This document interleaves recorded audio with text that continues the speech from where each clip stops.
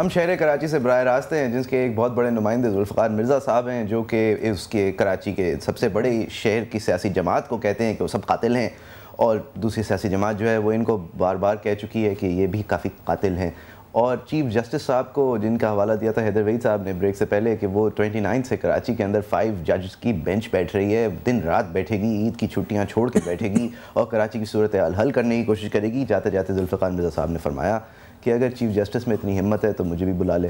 हैदर वहीद, ये chief justice के सामने फिर एंड गेम शुरू होगा। फ़ारूक सत्तार साहब ने भी कहा है कि हमें बुला लें, जुल्फ़िकार मिर्ज़ा साहब ने कहा है कि हमें बुला लें, ANP ने कहा है कि हमें पार्टी बना लें।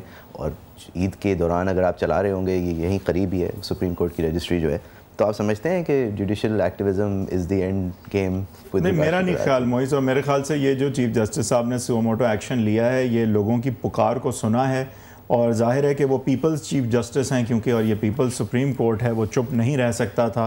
देखें, टेक्निकली तो ये बात जस्टिफाई की जा सकती है, बिकॉज आइनी हुकूक होते हैं, right to life, right to property, right to trade, जो कि अफेक्ट हो रहे हैं, रिस्पेक्ट ऑफ ह्यूमैनिटी, सब कुछ है, डिग्निटी ऑफ मैन, सब कुछ। आप इसमें बहुत सारे आइनी हुकूक इसमें आ जाते हैं, लेकिन सवाल ये नहीं है। ऑन अ टेक्निकल प्लेन ये सुओ मोटो एक्शन मेरे ख्याल से मेंटेनेबल है, लेकिन हमें ये देखना है कि इसमें बेहतर तरीन चीज़ चीफ साहब क्या कर सकते हैं। ज़ाहिर है वो ये कह सकते हैं कि जो सिंध के हुकूमत के अहलकार हैं, पुलिस है, उनको डायरेक्शन दी जाए कि वो कानून के मुताबिक उनकी ये रिस्पॉन्सिबिलिटी है, ये आइनी हुकूक हैं अवाम के जिनका तहफ़्फ़ुज़ जो है वो फ़र्ज़ है हुकूमत पे, वो ये इकदाम ले, एक गाइडलाइन सी बना दें, ये एक अच्छा कदम हो सकता है। लेकिन इवेंचुअली कोर्ट का हुक्म माना जाएगा किस हद तक इसमें, जबकि बहुत सारी वैलिड और दो टोक चीज़ों पे नहीं माना जा रहा, तो वहाँ सुप्रीम कोर्ट क्या उसकी हिकमत ये जो है वो आगे जाके सही साबित होगी कि वो इस तरह की चीज़ में पड़ता है। मेरे ख्याल से चीफ साहब के पास चॉइस नहीं थी, क्योंकि बहुत ज़्यादा पुकार थी कि सुप्रीम कोर्ट जो है वो बचा ले, कराची को बचा ले। कभी लोग कहते हैं आर्मी बचा ले, देखें हमें ख़ुद कराची को, हमारी अपनी सियासी जमातों को बचाना होगा। सुप्रीम कोर्ट जो भी ऑर्डर कर दे, चीफ ऑफ आर्मी स्टाफ कोई भी सर्जिकल ऑपरेशन कर दें, जब तक यहाँ की सियासी पार्टी और सियासी लोग इस मसले की तरफ, हल की तरफ इसको नहीं लेके जाएंगे, मेरे ख्याल से ये मसला नहीं हल हो। एक बात पे वापस आते हैं। जुल्फ़िकार मिर्ज़ा ने कहा कि, डॉक्टर जुल्फ़िकार मिर्ज़ा साहब ने कहा कि अल्ताफ़ हुसैन साहब और अमेरिका मुलविस हैं और अमेरिका ये चाहता है कि अब पाकिस्तान को तोड़ देना चाहिए। मैंने वो नोट बना लिया था, मैं उसको लाना भूल गया कि मेरे ख़्याल में ये एक तज्ज़िया जो है उससे मैं एग्री नहीं करता। मेरे ख्याल में अमेरिका ने ये डिसाइड कर लिया है कि पाकिस्तान टूट जाएगा। उसने ये नहीं डिसाइड किया कि हम तोड़ेंगे इसे, उसने ये डिसाइड कर लिया है संजीदगी के साथ कि ये टूट जाएगा, और जब ये टूट जाएगा तो इसका फिर हम मैनेजमेंट करेंगे। और ये डिसीजन मैं नहीं कह रहा कि अच्छा है, बुरा है, सच्चा साबित होगा, खुदा ना करे कि ना सच्चा साबित हो, मैं ये कुछ नहीं कह रहा। मैं सिर्फ ये सिंपली कह रहा हूँ कि एक दुनिया की सुपर पावर जब ये डिसाइड कर लेती है कि हम दुनिया की 4% अवाम हैं और 25% ताकत हैं, लिहाजा हम पूरी दुनिया को कंट्रोल करेंगे, तो फिर वो ख्याल रखती है चीज़ों का कि हम यहाँ पे क्या होगा क्या नहीं होगा। उनका एक संजीदा फ़ैसला है कि भाई ये चल नहीं सकता, और वो फ़ैसला इसलिए नहीं, इसलिए वो अमेरिकन हैं, इसलिए वो बिग ब्रदर हैं, इसलिए उनको बिन लादेन एबटाबाद में मिल गया था। उनका फ़ैसला मेरे ख्याल में हमें थोड़ा सा समझ आना चाहिए। फैसला नहीं, जजमेंट। उनकी जजमेंट ये है, उनका ये तज्जिया इसलिए है, इसलिए कि जब आपके सबसे सेक्युलर, सबसे बड़े, सबसे कॉस्मोपॉलिटन शहर के अंदर 2011 में नस्ल की बुनियाद पे आपकी तकसीम हो रही हो, लहजा सुन के आपको मारा जा रहा हो, बोरियों में से हाथ अलग, सर अलग, पैर अलग और तन अलग मिल रहे हो, तो फिर आप क्या तज्जिया करेंगे हैदर वहीद कि जी बड़ा खुशहाल होगा पाकिस्तान 10 साल बाद? आप क्या फैसला करेंगे? देखें, एक तो आपने अच्छी डिस्टिंक्शन ड्रॉ की कि अमेरिका जो है वो इतना बड़ा मुल्क है और उसके थिंक टैंक जो हैं वो इतने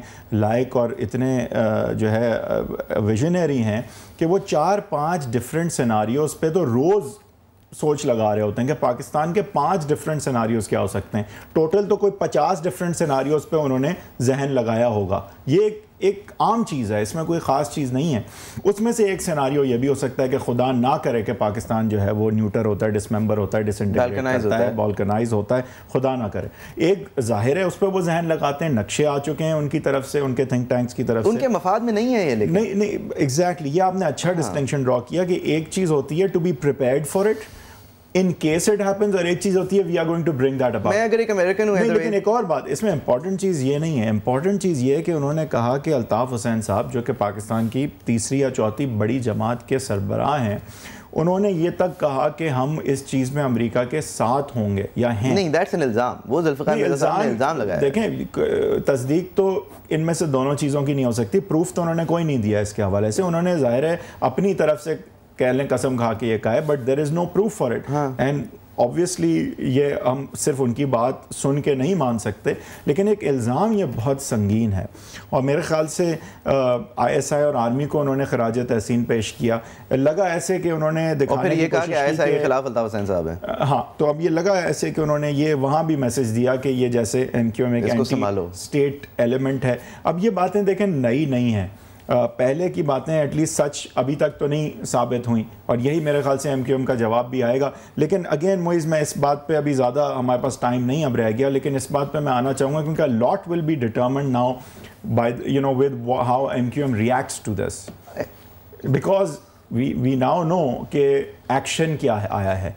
वी ऑल्सो नो कि रहमान मलिक क्या कह चुके हैं। अब रिएक्शन क्या आना है? अब रिएक्शन MQM से क्या आना है, क्योंकि दैट विल डिटर्मिन अगेन कि आगे की सियासत क्या सिंध की और पाकिस्तान की कुछ अलग हो जाएगी अब, या फिर, क्योंकि देखें ये होने को एक बहुत मॉन्यूमेंटल प्रेस कॉन्फ्रेंस हो सकती है, लेकिन अगर MQM चाहे या अगर कुछ और सियासी पार्टियां मिलकर या अभी पीपल्स पार्टी भी जो है वो चाहे तो डिफ्यूज़ भी कर सकती है सिचुएशन को। अब ये डिपेंड करेगा कि वहाँ से स्ट्रैटेजी क्या बनती है। I think both things are possible. American के बारे में हवाला नहीं देते। अमेरिकन की जब भी कोई बात करते हैं पाकिस्तानी का जो है दिमाग ऑफ और गुस्सा ऑन हो जाता है, तो अमेरिकन का हवाला नहीं देते। वो ऐसा कैसे सोच सकते हैं, मक्कार दुश्मन है हमारे।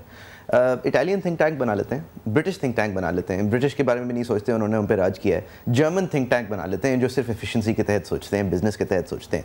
एक जर्मन थिंक टैंक है, अगर वो सोचता है कि जी पाकिस्तान के बारे में मुझे आज मालूमात इकट्ठी करनी है, क्या है ये पाकिस्तान, तो उसको जवाब आएगा जी 18 करोड़ लोग हैं, बहुत अलग अलग जगहें हैं, फाटा फाना के अंदर जंग है, नॉर्थ वज़ीरिस्तान के अंदर ऑपरेशन होना चाहिए, साउथ वज़ीरिस्तान में हो चुका है, तालिबान के हक़ानी फ्रंट है, अफ़गान तालिबान आके चित्राल में 300 लोग ला के अटैक कर देती है, हम उनके बहुत सारी चीज़ें कर देते हैं। खैबर पख्तूनख्वा नाम बदला था, वहाँ पे हज़ारेवाल जो है वो गुस्सा है, बलूचिस्तान को जो है फ़ौज चला रही है, सिंध के अंदर एक अलग दुनिया कराची है, एक अलग दुनिया इंटीरियर सिंध है, पंजाब के अंदर अर्बन है, सदर्न है।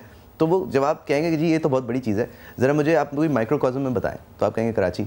फिर आप कराची का वो क्या तज्जिया करेंगे जी, एक सिंधी इलाका है, एक पठान इलाका है, एक महाजर। वैसे अगेन मोइज़, इस पर हमारी हमेशा इख्तिलाफ राय रहती है। मैं अगेन बिलीव करता हूँ कि ये हमें इनकलकेट किया जा रहा है, ये इतना डीपली रूटेड नहीं है इंसानों में कराची के जितना कि बज़ाहिर नज़र आता है, क्योंकि हम बहुत ज़्यादा सियासी पार्टीज़ के हाथ में हैं, और सियासी पार्टीज़ की ये जिम्मेदारी बनती है कि अगर आज वो इस चीज़ को ज़िम्मेदारी से नहीं डील करते तो कल को जब बॉल्कनाइजेशन कराची की होगी तो इसके ज़िम्मेदार हमारे शो में शेख रशीद साहब ने आके मजाक में एक बड़ी संजीदा बात की थी कि यार अगर अमीर के पास वोट लेने जाते हो ना तो अजीब गरीब बातें करता है, कहते हैं मंशूर बताओ, ये बताओ बताओ। मैं कहता हूँ छोड़ो, आप जाओ गरीब आदमी के पास, उससे वोट लो। सही है, शेख रशीद साहब ने लगभग ये कहा। प्रैक्टिकल बात मैं आपसे, काश कि ऐसा सच ना होता कि मंशूर पूछने वाले छोड़ो ना, वोट तो देगा नहीं, सुबह उठेगा नहीं, वोट देने जाएगा नहीं। मैं एक बात कहना चाहता हूँ, आप जितनी ये बातें करते हैं ना वो सारे कराची के अमीर लोगों, अमीर से मुराद ये नहीं land cruisers and Mercedes and Pajeros, अमीर से मुराद ये कि जो लोग 3 वक्त की रोटी के बारे में फिक्र नहीं करते,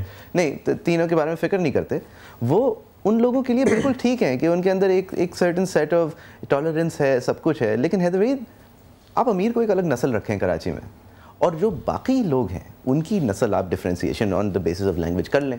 उनका हाल इस वक्त काफ़ी नफ़रत से लेस्ड है, लेकिन इंसानियत अभी भी उनमें बाकी है। और मैं कम से कम समझता हूँ कि अगर आप ये रवैया 3 लोगों का बदल दें, 3 लोगों का बदल दें, तो इनका रवैया भी बदल सकता है। कौन 3 लोग?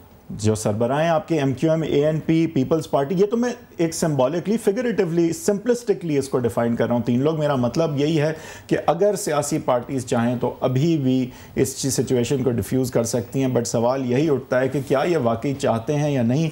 ईद के इतना करीब इतनी वॉलेटाइल प्रेस कॉन्फ्रेंस भी अब हो गई, लियारी पे ऑपरेशन हुआ था, शायद यही मौका था जुल्फ़िकार मिर्ज़ा साहब को इस तरह रिएक्ट करने का। बहरहाल अब इसका रिएक्शन आगे से क्या आएगा, हमने तो पेटियाँ कसी हुई हैं। खुदा करे कि जो भी रिएक्शन आए वो पाकिस्तान के मफाद को देखते हुए हो और आवाम की सेफ्टी को देखते हुए, और इस बात को भी देखते हुए हो कि ईद जो है वो आने वाली है। आई होप कि saner minds will prevail in the actions and reactions that are to follow. Thank you very much for watching. इंशाल्लाह अगले हफ्ते को 10 बजे फिर मुलाकात होगी।